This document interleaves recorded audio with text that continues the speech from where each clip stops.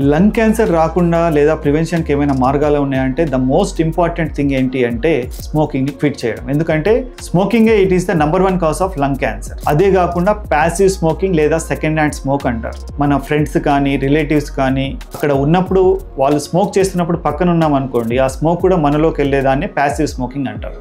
అది కూడా హార్మ్ఫుల్లే ఉంటుంది. నెక్స్ట్ ఎయిర్ పొల్యూషన్ అనేది ఇవాళ రేపు పెరిగిపోయింది కాబట్టి ఇది కూడా ఒక రిస్క్ ఫ్యాక్టర్. దాన్ని తగ్గించడానికి ఏం చేయాలి అంటే ఎయిర్ ప్యూరిఫైయర్స్ మన ఇంట్లో కానీ బయటికి వెళ్ళినప్పుడు మాస్క్ కానీ వాడుతూ ఉండాలి. ఫిజికల్ యాక్టివిటీ అనేది చాలా ఇంపార్టెంట్. అందుకే రెగ్యులర్గా ఎక్సర్సైజ్ చేస్తూ ఉండాలి. దానివల్ల మన లంగ్ హెల్త్ బాగా ఇంప్రూవ్ అయ్యి ఇన్ఫ్లమేషన్ని తగ్గిస్తుంది. క్రూసిఫరస్ వెజిటేబుల్స్ అంటాము. ఎందుకు అంటే అవి చాలా హెల్ప్ చేస్తాయి. For example broccoli, cabbage, cauliflower ఇవన్నీ కూడా మన లంగ్ సెల్స్ని ప్రొటెక్ట్ చేస్తాయి. అదే కాకుండా రిస్క్లో ఉన్న వాళ్ళు ఏం చేయాలంటే లంగ్ స్క్రీనింగ్ అనేది లో డోస్ సిటీ స్కాన్ ద్వారా చేస్తాం. అది రెగ్యులర్గా చేసుకుంటూ ఉండి హై రిస్క్లో ఉన్న వాళ్ళు మరియు స్మోకర్స్ ఎప్పటికప్పుడు చేసుకుంటూ ఉండాలి.